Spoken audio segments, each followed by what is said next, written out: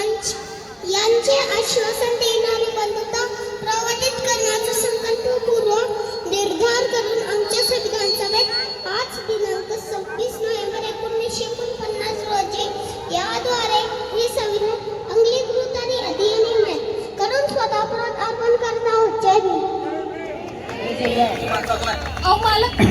मालक भारताचे संविधान अमर रहे, अमर रहे. मैं बोलूंगा गौरव मेरे साथ. भारत की जान संविधान, भारत की जान